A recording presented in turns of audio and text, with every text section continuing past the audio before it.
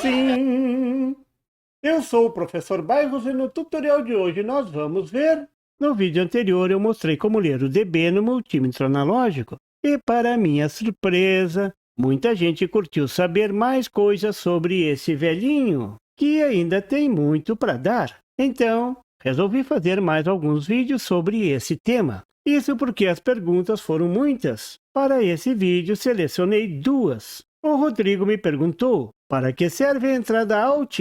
A Valcilene me perguntou, como faço para medir a corrente de fuga dos transistores usando a escala ICEO? Muita gente tem um multímetro analógico e já perdeu o manual. Então eu deixei o link para o manual do instrumento Minipa, que eu estou usando nesse tutorial, e ler o manual ajuda muito. Então, vamos lá? Vou começar respondendo a Valcilene e mostrar como ler a corrente de fuga ICO. ICO significa corrente entre o coletor emissor com o circuito base emissor aberto. E isso é o que significa esse O final, Open, pois o multímetro analógico tem uma escala para medir essa corrente. É a escala ICO. Nada mais lógico. Está ali embaixo, ó. Com a junção base emissor aberta, a corrente entre o coletor e o emissor deveria ser zero. Mas, na real, tem uma pequena corrente circulando por ali. Essa corrente é função das cargas geradas na zona de depressão devido principalmente à energia térmica. Se o dia está quente, essa corrente é maior. Mas mesmo assim é muito, muito pequena. Na maioria das vezes não atrapalha em nada. Mas em alguns circuitos mais sensíveis, ou nos velhos transistores de germânio, essas correntes podem sim complicar um pouco. Aliás, essa foi a razão para o sumiço dos transistores de germânio, como os antigos AC127. Muita dor de cabeça esse transistor me deu lá no passado. Eram muito usados nas vitrolinhas portáteis que animavam as reuniões dançantes. Das reuniões dançantes, eu tenho saudades. Já dos AC127, nadinha.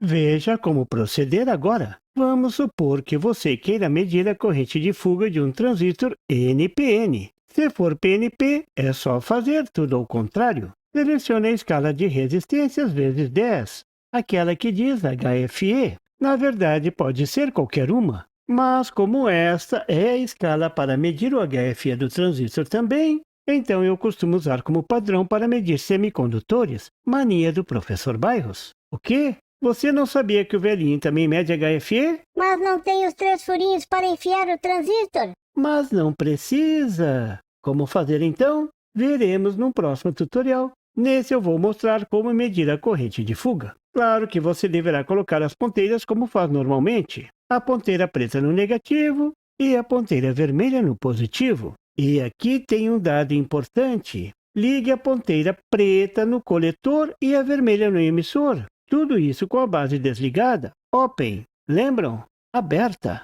Mas não está invertido? O coletor não é o positivo? Aí entra aquele detalhe que você só encontra aqui no canal do Professor Bairros. Na verdade, outros canais bons também mostram isso. Internamente, os instrumentos analógicos têm 2 pilhas para medirem resistências. Isso porque as 2 pilhas fornecem mais corrente do que a bateria de 9 volts. Na verdade, dentro do instrumento tem uma bateria de 9 volts e 2 pilhas de 1,5 do tipo palito AA. Então, a tensão para teste das resistências e da corrente de fuga é de 3 volts. Mas atenção! O positivo das pilhas está no terminal negativo do instrumento, a ponteira preta. Isso não acontece nos multímetros digitais. Claro que a ponteira vermelha estará ligada no polo negativo da bateria. Por isso a ponteira preta está no coletor. Se você tiver dúvida ainda, pegue o seu multímetro digital, aquele moderninho, e meça a tensão nas ponteiras do multímetro analógico na escala de medição de resistência. Você vai comprovar o que eu estou dizendo. Tomando esse cuidado, é só ligar e observar a medição. Se o ponteiro se deslocar um pouco para dentro da marca vermelha, então o transistor está com fuga. Leak em inglês significa fuga. O normal é o ponteiro ficar quietinho no lado esquerdo do mostrador, corrente 0. Se o transistor está com fuga, pode trocar. Se o ponteiro marcar uma corrente grande, se o ponteiro se deslocar para a região além da marca vermelha, isso indica que o transistor está muito ruim. Você pode considerá-lo um curto. Troque também. O normal é o ponteiro ficar quietinho. Pronto, é assim que o velhinho mede a corrente de fuga nos transistores. Agora vou responder ao Rodrigo para que serve a entrada Alt do multímetro. Ou seria uma saída?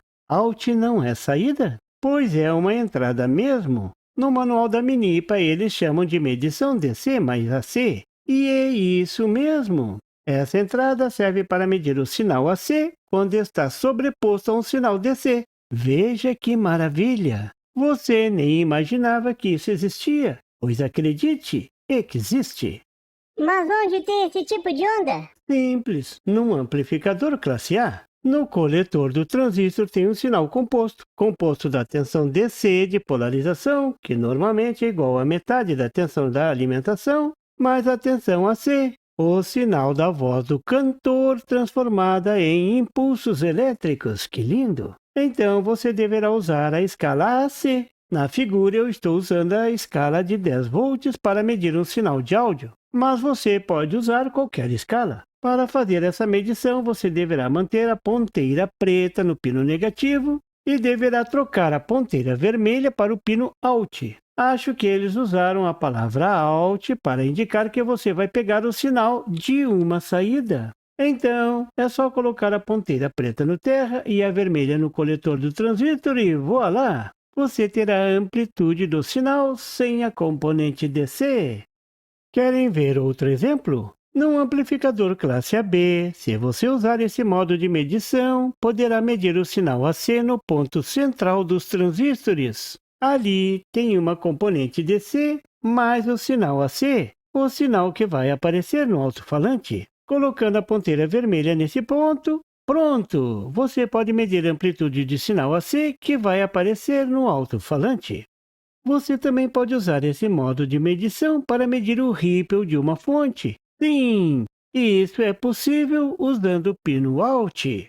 Mas afinal, que mágica é essa? Não que eu queira quebrar o encanto do bom velhinho, mas eu vou contar o segredo. Esse pino tem simplesmente um capacitor ligado em série com a medição AC. Nada mais simples e lógico. Por que os multímetros digitais não têm isso? Não sei. Uma última observação. Note que esse é um sinal composto e o instrumento vai mostrar a tensão RMS. Ao passar pelo capacitor, essa tensão cai um pouco e a medição vai sair levemente diferente. Mas sim, essa medição pode dizer se o capacitor de filtro de uma fonte retificadora está cumprindo com a sua tarefa ou não. E pronto! Isso era tudo sobre a medição usando o pino Alt. Muito simples, não é mesmo? Qualquer criança brinca e se diverte. Você viu nesse tutorial mais 2 segredinhos do velho e sempre prestativo multímetro analógico. Agora tenho certeza que vai ter muita gente correndo para comprar um. E eu aconselho mesmo porque tem muitas coisas que esse velhinho consegue aprontar, como medir o HFE, e dizer a tensão de condução dos diodos e LEDs, mostrar pulsos de altas frequências, mas isso tudo fica para os próximos tutoriais. E por favor, se você não é inscrito, se inscreva e marque o sininho para receber as notificações do canal. E não esqueça de deixar aquele like e compartilhar para dar uma força ao canal do Professor Bairros. E não tem site? Tem sim, é www.bairrospd.com. Lá você encontra o PDF e tutoriais sobre esse e outros assuntos da eletrônica. E fique atento ao canal do Professor Bairros para mais tutoriais sobre eletrônica. Até lá!